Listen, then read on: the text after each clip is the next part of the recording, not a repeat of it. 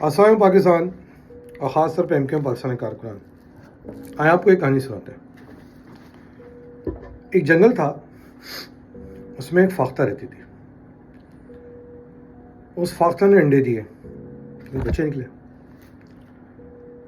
तो शेर आया और वो फाख्ता के एक बच्चे को खा गया। फाख्ता ने बड़ा शोर मचाया। जिस दरख्त पे रहती थी वहाँ 8 बंदर रहते थे। तो वो उन 8 बंदरों के पास गई। उन्होंने कहा, ये क्या तरीका है, शेर आया मेरे बच्चे को खा गया। तो उन्होंने कुछ नहीं किया। तो बंदरों ने कहा कि हमारा चेयरमैन सामने बैठा हुआ है, बहुत विजनरी आदमी है, आप इसको बताएं। तो फाख्ता चेयरमैन साहब के पास गई कि यार ये देखें आप चेयरमैन साहब, शेर बच्चा खा गया और मेरे बाकी 5 बच्चों को क्या होगा। चेयरमैन का तुम परेशान नहीं हो, मैं जिम्मेदारी लेता हूँ कि आप शेर आएगा तो मैं उसकी उल्टी गिनती स्टार्ट कर दूँगा। और अब बस तुम ये समझ लो कि तुम्हारे बच्चों का मुस्तकबिल शुरू हो चुका है, बस ऐलान बाकी है।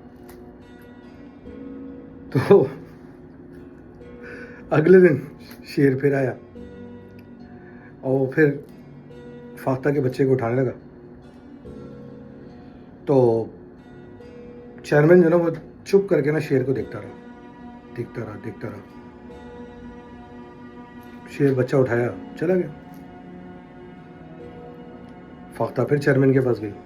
आपने तो कहा था कि मैं आपके बच्चों को बचाऊंगा, आपने कुछ किया ही नहीं।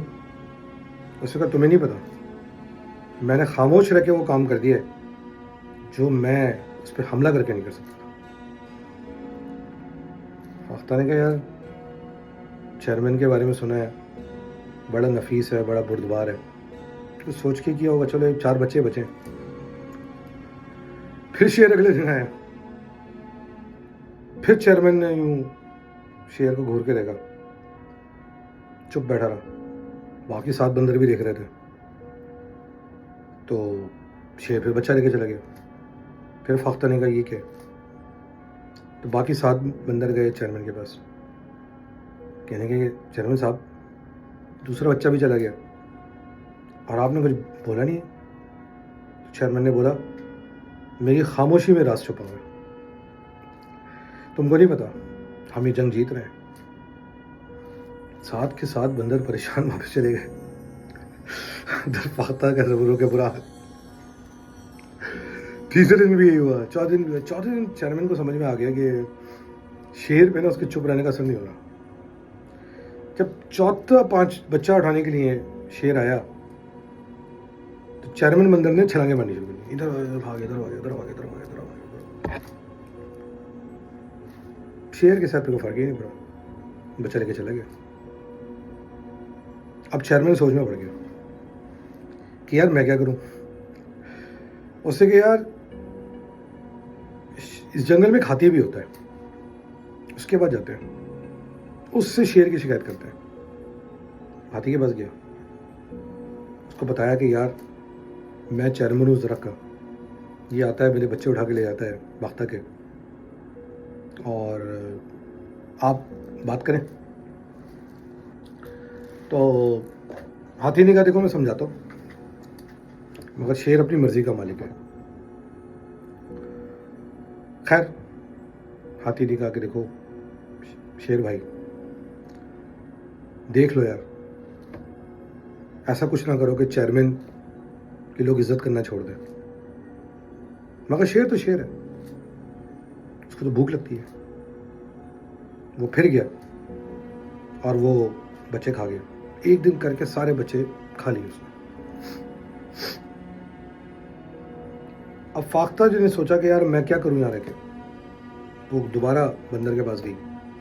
7 बंदर सामने बैठे हुए हैं, चेयरमैन बंदर ही बैठा हुआ है। उसने कहा, चेयरमैन साहब ये सारे बच्चे खा गया, आपने कुछ नहीं किया। उसने कहा, तुम कहती हो मैंने कुछ नहीं किया? मैंने पहले, तुम्हें नहीं पता मैंने क्या किया। वो किया, मैंने उसको दिमागी मार मारने की कोशिश की है। मैंने चुप रह के वो काम किया है जो तुम्हें समझ नहीं आया। तो उसने कहा, ऐसा आपने क्या किया? उसने कहा, देखो मैंने शेर को तुम्हारे बच्चे इसलिए खाने दिए कि जब उसको बदहज़मी हो जाएगी ना, मैं फिर उस पर हमला करूँगा। और ये भी देखो कि मैंने ये किया, वो किया, इधर भागा, दौड़ा, सब कुछ किया, प्रेशर डाल दिया शेर पे मैंने। मगर तुम देखना, आज शेर की उल्टी गिनती शुरू हो चुकी है, ऐलान बाकी है। आपकी हमारी जिंदगियों में भी एक ऐसा चेयरमैन है जो ये कहता है कि मैं चुप रह के सारा काम कर रहा हूँ, मुझे बोलने की जरूरत ही नहीं है, मैं ऐसा करूँगा कि आप देखते रह जाएंगे। ये कहानी आपने अक्सर सुनी होगी, चेयरमैन अपने लोगों को सुनाता है।